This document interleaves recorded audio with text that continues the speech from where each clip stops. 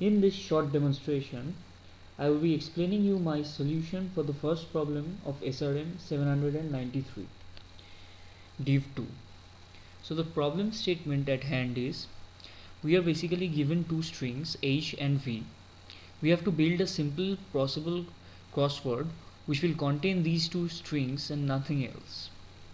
The string H must appear horizontally, whereas V must appear vertically, and the two strings must overlap somewhere, just like in a crossword puzzle. The crossword must be rectangular and must be as small as possible.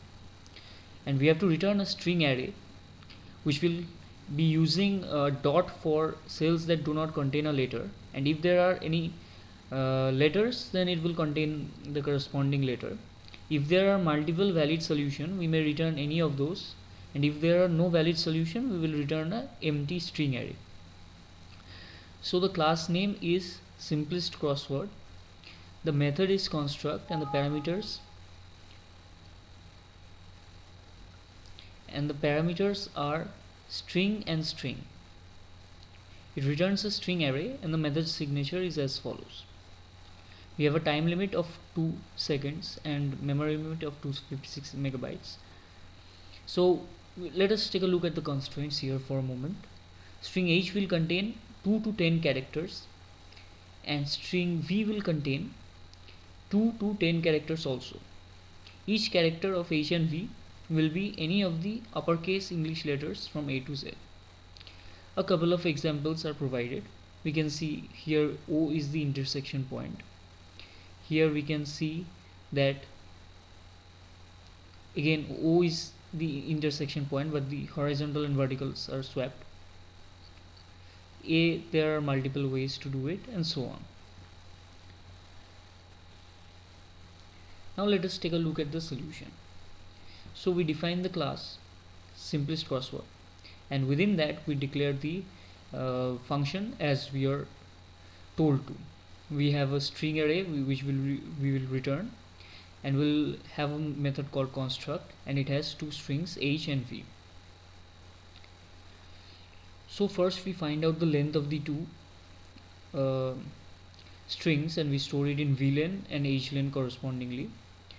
We have a string array ans which will be of length V length. Remember, we have to make the vertical one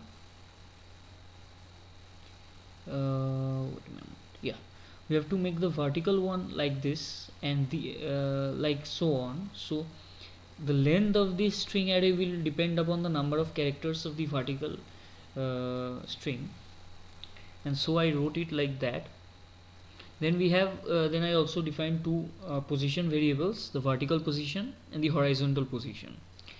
These position variables will basically store the position of the letters which are intersecting, which are common in the two strings. And yes, and so the common intersection letters indexes from the vertical string will be stored in VPOS, and from the horizontal string it will be stored in HPOS. Now we define a for loop, and we will run it from 0 to the length of the V string. We define a char V which will take the character at position I, and then we take another define another for loop which will run up till the length of the horizontal string, and it will have a character H. If there is a match of the two characters V and H, then we have got the common character from the two strings, and we can subsequently initiate these two define these two positions. For VPOS we will have I, like, because from here this is running on V, so for VPOS we will have I, and for HPOS we will have J. And the moment we have a common, we will break out of the loop, because we have to find any solution. So we will break out at the first occurrence of our solution. If at any point the VPOS and HPOS is greater than 0, that means we have done our thing. We also break out from the outer for loop. Now we will have a check here. This check basically tests. See, I have defined VPOS and HPOS as -1. So I will check if it is greater than equal to 0, the two values. That if they are greater than equal to 0, that means the common match was found. If they are not greater than equal to 0, that means there was no common match. So if there was a match found, then we will run two for loops again. First we will run the outer for loop, which will be on the v string.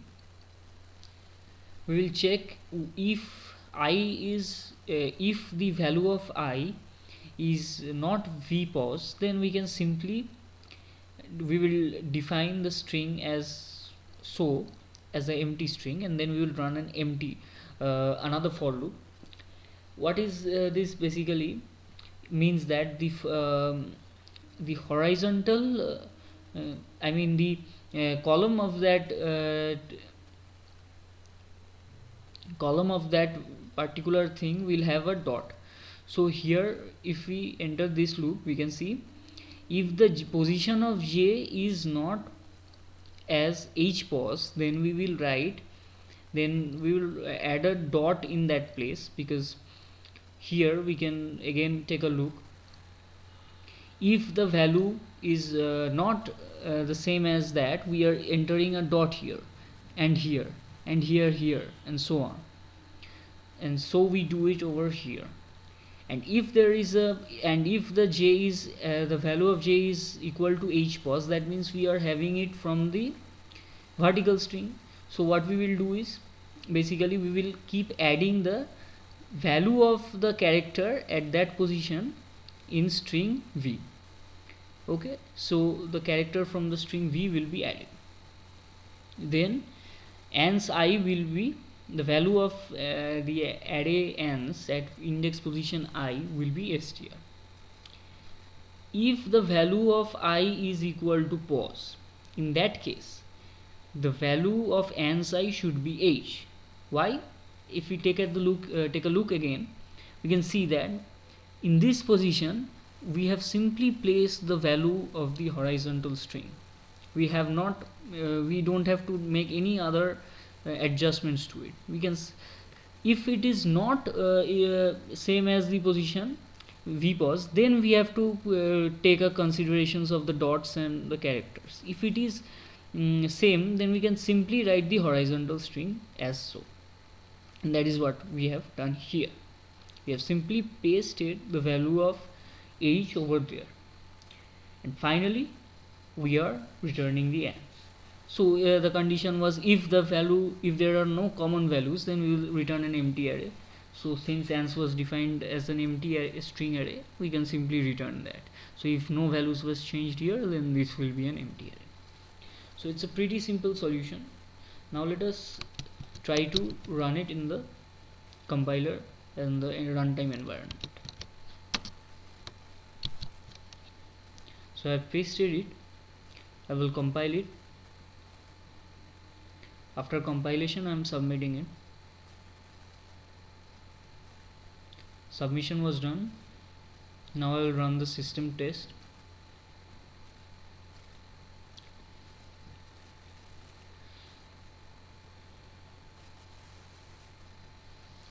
We'll wait for all the 96 test cases to run.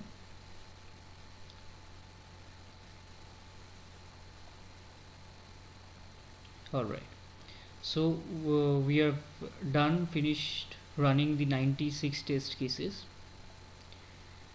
and all of them have passed successfully.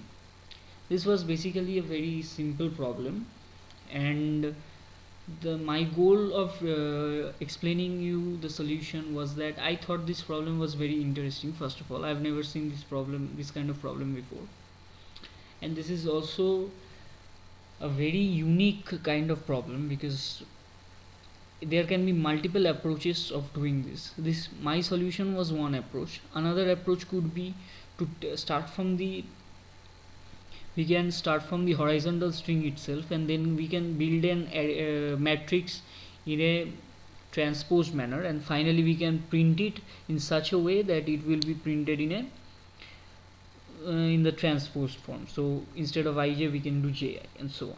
So there are multiple options, multiple ways of doing it, and this was my approach. I hope my demonstration was clear enough. So I'm a beginner while explaining, so I hope it was clear enough for you to understand, and I hope you learned something from this video. Thank you for watching.